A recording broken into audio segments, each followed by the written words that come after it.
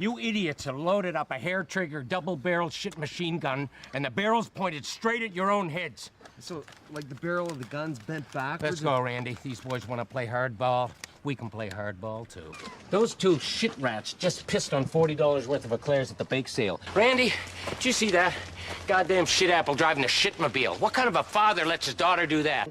On Friday, August 25th, 2017, Canadian actor John Dunsworth sat down with Wisconsin International Radio to talk about the show Trailer Park Boys and current events. Miles Christen here for Wisconsin International Radio, and today I am joined by the one and only John Dunsworth, also known as Trailer Park Supervisor Jim Lahey. Peace. So to start off, Mr. Dunsworth, tell us about the Jim Lahey Show and Randy and some of the things going on with SwearNet. Well, we've been so busy doing season 12. Did we do season 12? Is that the, yeah? That's the one we just did, yeah. And I've been trying to have a vacation, but I'm available whenever they call me, but we haven't done a Randy and Lahey show for months. We've done a couple of little podcasts and stuff here and there, but I've been really enjoying my summer so far. And so you were born in Canada, raised in Canada, lived your life in Canada. Tell us a little bit about what you love about Canada.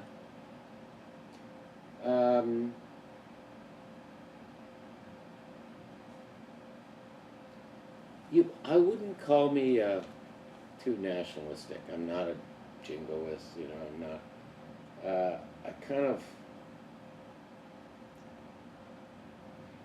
I prefer our political system, and I don't prefer our weather. I think the weather here is, in the U.S., in different places. I mean, we have all kinds of different weather, but our winters are sucky. And I live right on the ocean, so it's cold in the winter, so I don't like that so much. I love the architecture in the U.S. and I mean, we usually play in movies downtown, in movie theaters and performance spaces downtown or clubs and stuff. So we don't get to see the seedy side of the U.S. And I love this country, and I sort of bunch them both together. Canada and the U.S. are North America.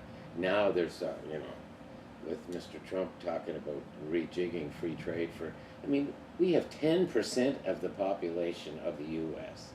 So if he rejigged, how much can he rejig to save how much? I mean, what an idiot. I'm sorry. Oh, no. In fact, let's go into that. Since the last time we talked, America elected a new president. Yeah. Your thoughts on that? Well, I just think it's silly.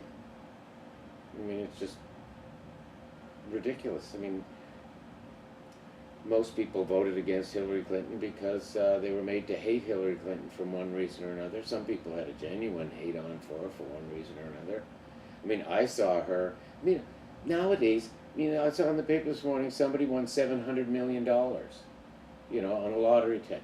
Someone else yesterday I heard won $400 million because she used talcum powder and caught ovarian cancer. I mean, what's money nowadays? I mean, it's a commodity. The crime is that a lot of people don't have any. And, I mean, there's a lot of talk about slaves now and about the South and Confederacy and Robert E. Lee and stuff. Well, the black people are still slaves, most of them. 50% of them are slaves to a system that is, I mean, it perpetuates itself. And it has for hundreds of years. So, I mean, things aren't going to change because people who are in control, and they don't want to give it up. What was the question? Oh, about Donald Trump. Oh, Your yeah. thoughts on him? Well, see, the guy was given a couple $1 million to start off with. If you give me a couple $1 million to start off with, I'm going to be a great filmmaker. Serious. I'll be as good as, you know, I've got a great amount. There's so much talent. There's so many people with so much to give. There's so much creativity in the world if it's allowed to flourish. But you know yourself, in school, if you want to be creative or a little bit innovative or different, you're slapped down. No, this is the right answer. Color inside the lines, my friend. It's the political system is In Canada, we have a new prime minister too. I mean, I think he's in a couple of years or a year and a half. Justin Trudeau, and not his. He's part of a power base. You know, his father was the prime minister. I mean, we have the thing in the U.S. where, you know, the wife of a president almost became president. The son of a president, George Bush, became a president. If that's not an oligarchy, I don't know what is. And how an outsider like Donald Trump managed to become so popular, you know, just with vitriol, essentially, it's not a good thing. It's not a good sign when, I mean, I think it was 1980, it's called the dumbing down of America. I mean, it's true. We are channeled through, it's a collectivist society, and if you step outside the boundaries, you're slapped down. You know, that's what it comes down to. And I think that the Trailer Park Boys, you know, they blur the line between what's acceptable and what's not acceptable. And, I mean, it is puerile, P-U-E-R-I-L-E, that's my favorite word for immaturity. It is. But what makes it successful to me is that it's not political. It's not religious. It's not, well, it is sexist because the boys write it and they don't know how to write for women. So that's what my daughter Sarah always says. But making people laugh and keeping people happy should be the prime occupation of everybody. I want some argument. I mean, don't you, so I have a question. Yeah. You say the show is not political, but you have two of the main characters are gay men, you had a person that was cross-dressing and passing as a woman, and you've had other things that I see would be political. Do you see that as political, or like trying to push the boundaries of comedy, or how do you see that? Well, even though we play at that, none of us are alphabet people. There's no LGBT, SUMP, you know, there, this and that. It's just scratching at the surface, and it's just it's kind of making fun of what's going on in the world. But it's more social, you know. It's kicking the zeitgeist is what it is. I think it's not Thought-provoking. What? It's thought-provoking. I guess, but we don't really make fun of gay guys. No. No, except You play a gay man, who's assistant manager. But I don't play him like that. Yeah, exactly. And Randy and I, we don't kiss and stuff. Yeah. A little bit of huggy. Yeah. One thing you brought up last time we talked, you turned me onto a band called the Tragically Hip. I did? No, that wasn't me. Well, you told me about the band, and I started looking into it. I've been loving it. I've been listening to a lot of their Maybe that concerts. could be Randers. Well, It's a Canadian band, is it? Yeah. Yeah, okay. No, your thoughts on the Tragically Hip and the role that they've played. Hello. This is Chipper. Chipper. Chipper's our wanting to sit at the guy. table, You'll but- see Chipper Sorry tonight. for interrupting. No, you can take this table if you need it. No, Yeah. I might sneak that little fella, but your camera's on. I'll come back. Come Okay. right back. Chipper is an invaluable member of our... And there's Timmy, he's running the show.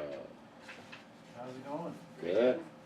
Sorry to interrupt. Oh no. But no, the Tragically Hip. We should have asked Chipper. Tragically Chip. Timmy knows about You the could ask Tragically me. Hip. Yeah. Who's with the Tragically Hip? Who's with them? What do you mean? Is that one of Bubbles' friends? Are they Bubbles' friends? They were, well, Rob and JP and Mike. They were in one of the hit videos. Yeah. a few years Oh, back. that's it. So they've been Oh, the pals. pizza delivering stuff? Is Yeah, that- yeah, yeah. They've been pals for a long time. So Neat. If I ask you, what are you from Canada? I am. What has the Tragically Hip done for Canada? I mean, what are the things they've been involved in? How big of an influence have they been in Canada? Wow. Having worked for them for a year, and growing up with them my whole life, wow, I don't know, I think they're just, one of the legendary bands of my time, for sure, I grew up. What's one of the songs? Bang, bang, bang. 100th Meridian, Blow It High Do, Cemetery Side Road, The 100th Meridian, I recognize thousands that, of yeah. them, thousands.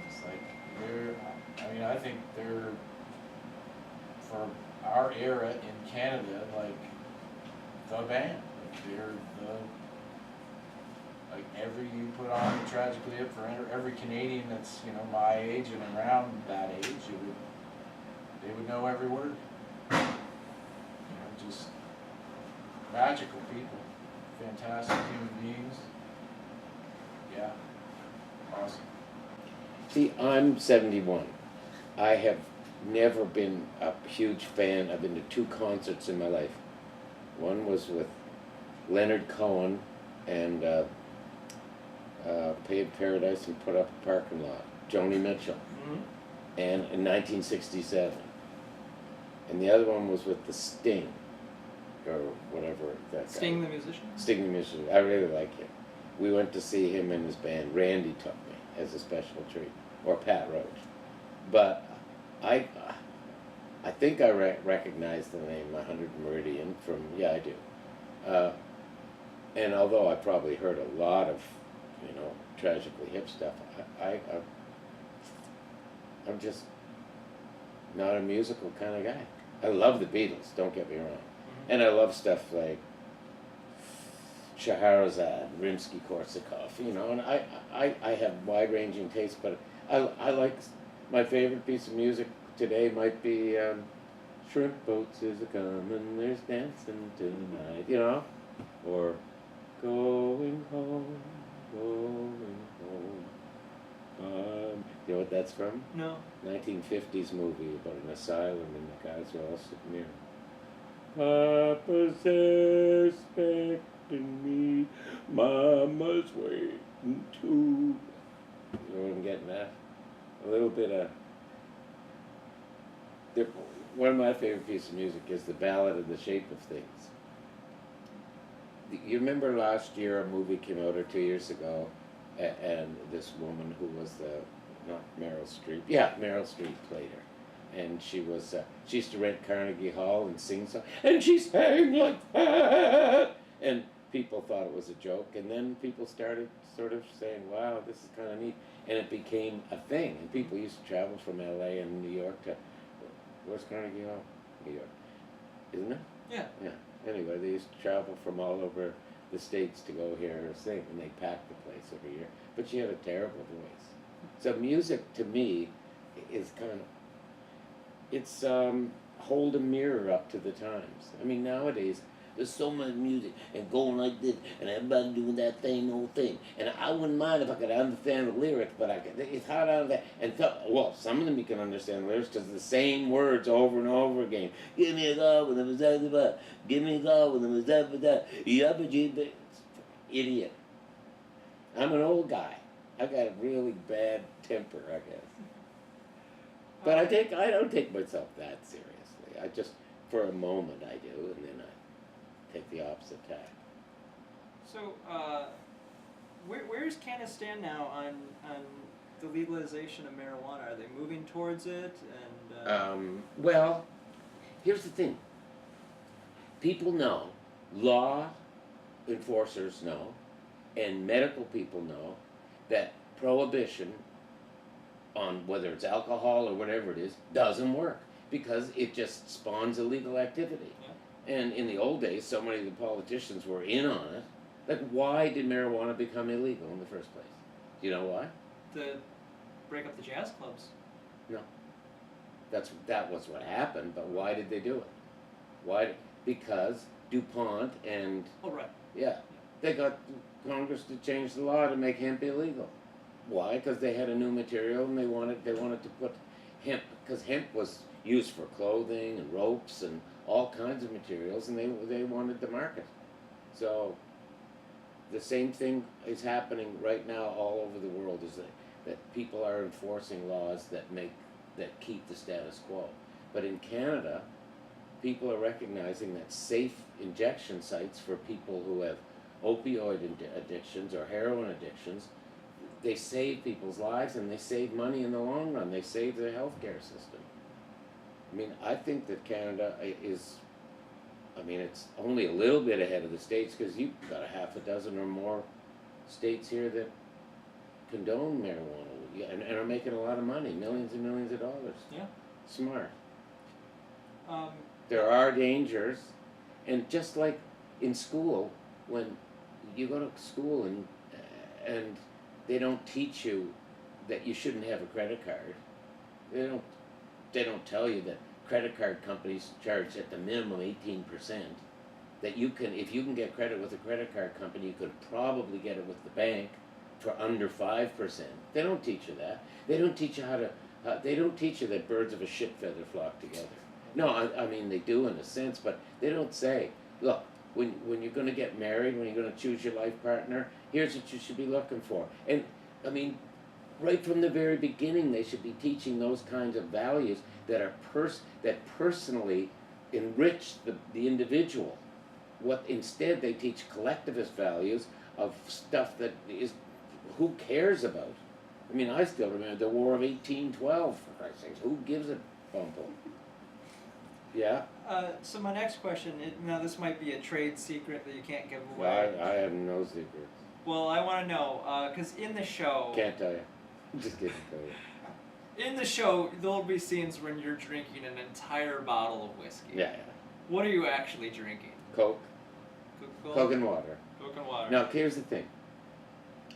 A lot of people, they buckle under peer pressure. Mm-hmm. And a lot of people get drunk, even though they didn't particularly need to or want to. Yeah. Because people are putting drinks in their hands, or they got to have a drink. Just have one drink at the start of the night, and then get your glass filled with something that looks like a drink. And Coke and water, you can make it look golden. Seriously, you can make Coke and water look like it's a light rum, or a medium rum, or dark rum. And you can match any color just about with Coke and water. And since I've been drinking Coke since I was 2 years old, it doesn't hurt my stomach. But they used to give me tea and water, and finally I said, no, please, no more. And then I discovered this wonderful secret. So you don't have to get drunk. You don't have to get drunk if you don't want to. Just get a little drinky poo, have a nice little drinky poo. After a couple hours, have another drink if you want. But look, never cross the shit line. That's what I'm saying. The shit, you know when you're there, you're just sort of balancing right there, but the shit robe hangs, and the shit robe's pretty slick. And all you need to do is drink a little bit too much, and then, my friend, you're gonna fuck yourself over. That's all you're gonna do. Not gonna hurt anyone else. Well, you might, but you're gonna hurt more. You punch someone, you're gonna get a sore fist, aren't you? You're gonna land up in the hooskow, and you might fucking lose your girlfriend too if you don't watch out. Something like that. A couple more questions.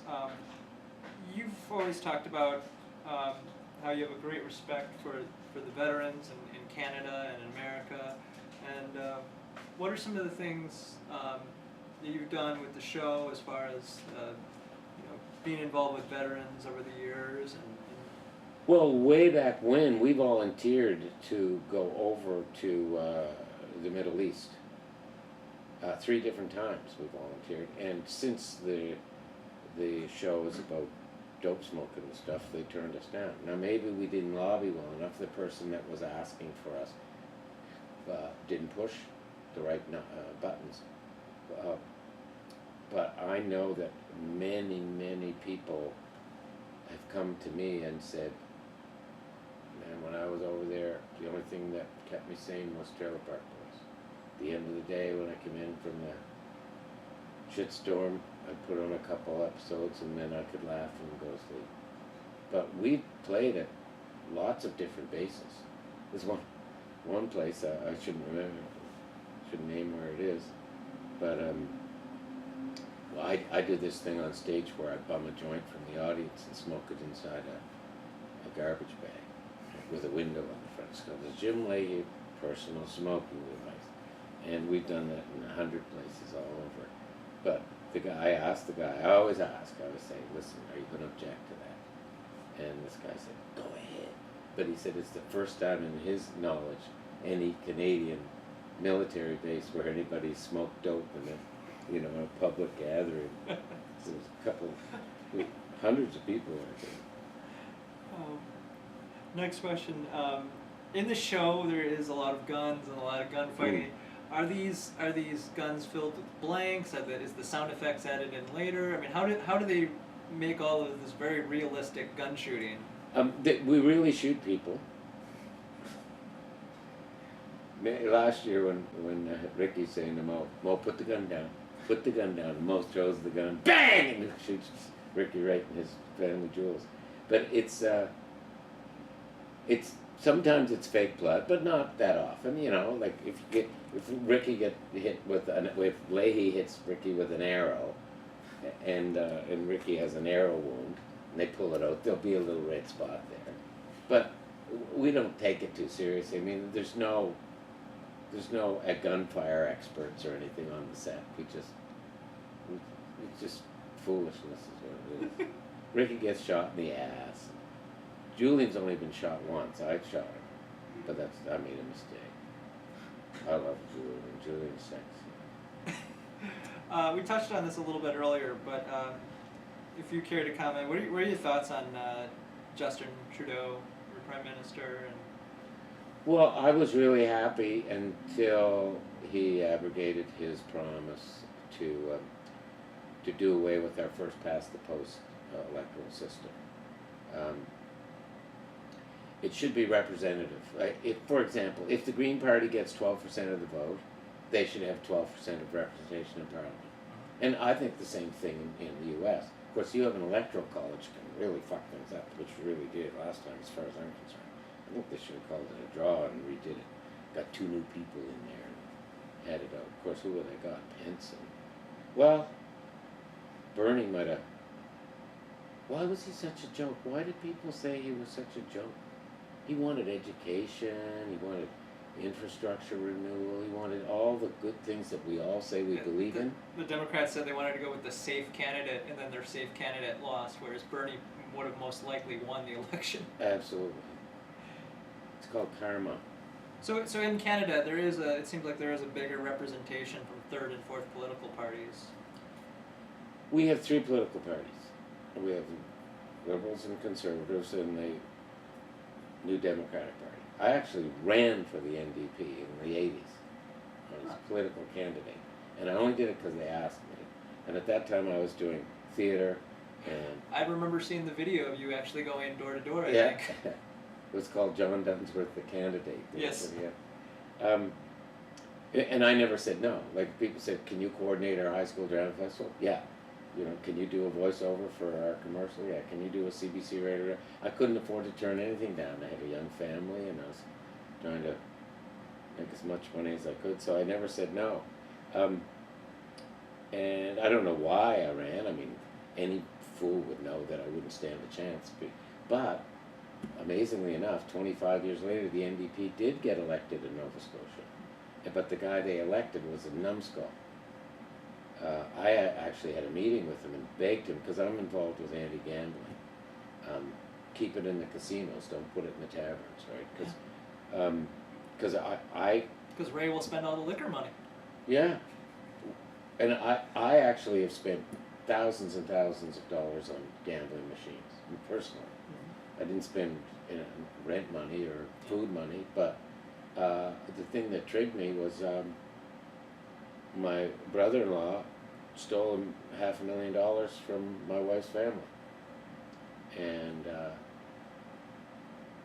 I just thought, this is ridiculous. And then I found out that that was the story, that all the money, 70% of all the money that they get through video lottery come from addicts.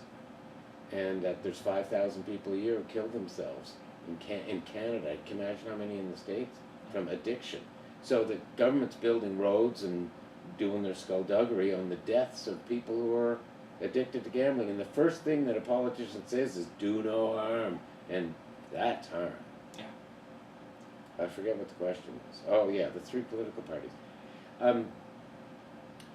They're all the same because they all want to stay in power. There's no long-term planning because it's not politically correct to say, if we do preventative medicine now, we're going to save money down the line. What they want to do is right now cut the healthcare workers.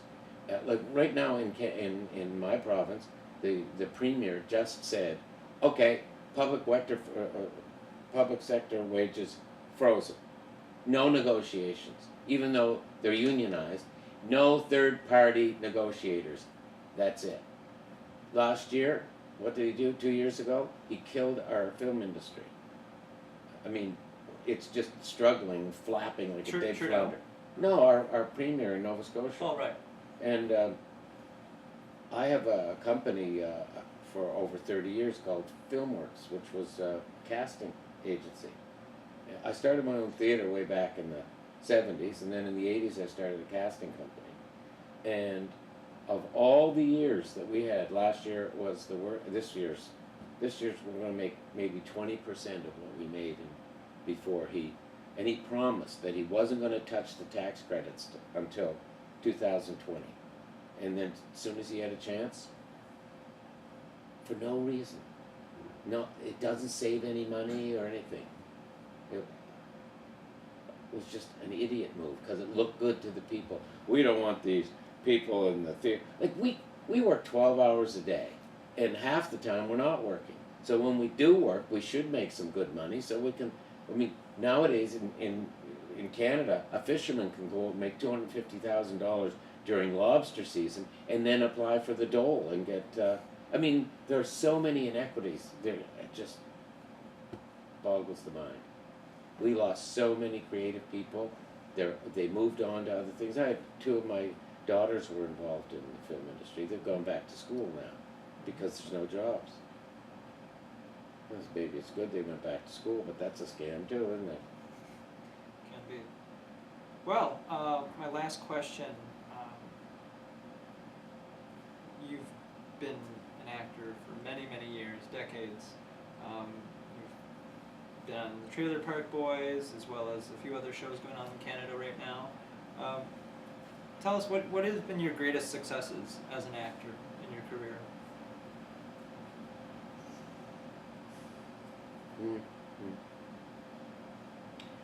Well, first thing that pops in mind is university. I played Shylock in The Merchant of Venice. And that was a real eye-opener because I decided that I was going to be an actor for the rest of my life. And only once did I ever, when my daughter was going to be born, and my first child, Sarah, from Trailer Park Boys, and I was really worried about being able to support him. So I auditioned at the Neptune Theatre. Sir John Neville, he was the artistic director.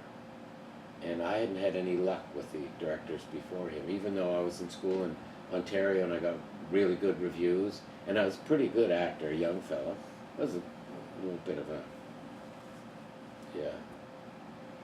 thought too much of myself, perhaps. So when I came back to Nova Scotia after studying theater at the university up there, I couldn't get any work at the local theater. So I opened my own theater, and that went for several years. And then they tore the building down.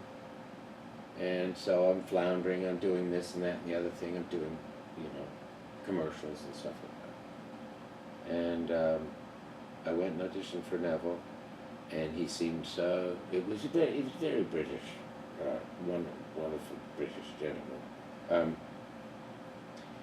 And I knew I fucked that one up too. So I took a real estate course, and I started a week late, and I got the highest marks in the class, which is the first time in my life I ever did anything like that, because I never graduated from anywhere, including university or high school.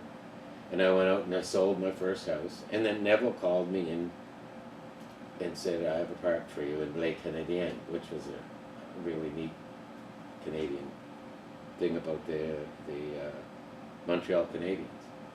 And I had about 6 parts in that, 6 small parts in that.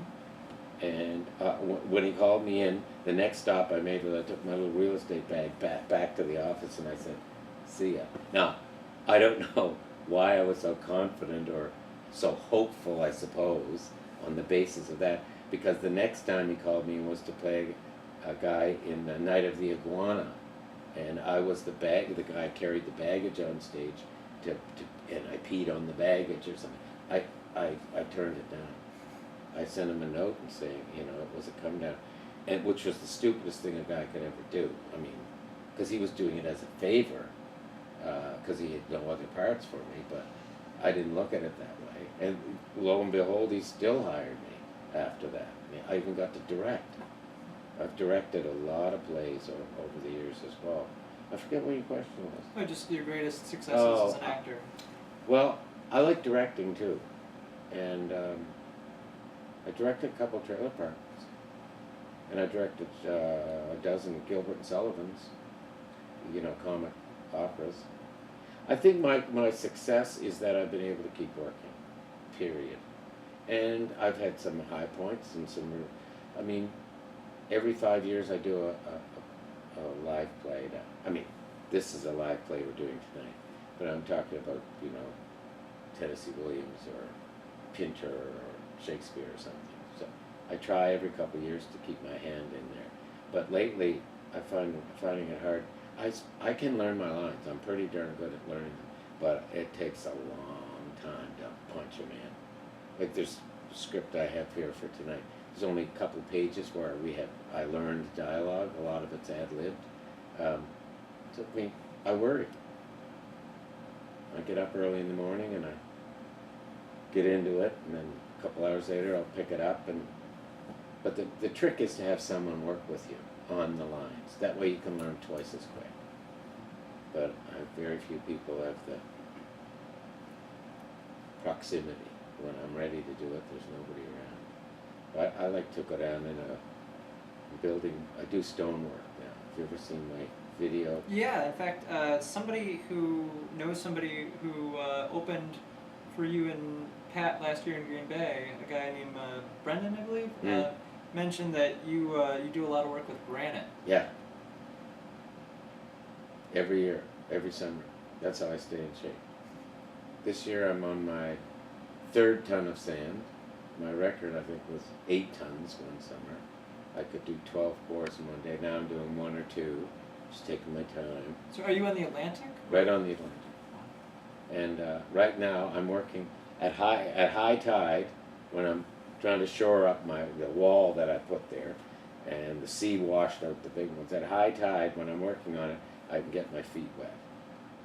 But I built a swimming pool and a theater of stone. If you go to John Dunsworth YouTube, you'll see that a couple of years I've done a lot since then, but you'll get an idea of what kind of stuff I like. I think that's my favorite occupation right now, is working, building things, painting stuff. When I'm going to sleep on the bus last night, I'm thinking about the pair of oars I've got hung up in my workshop that I put the second coat on.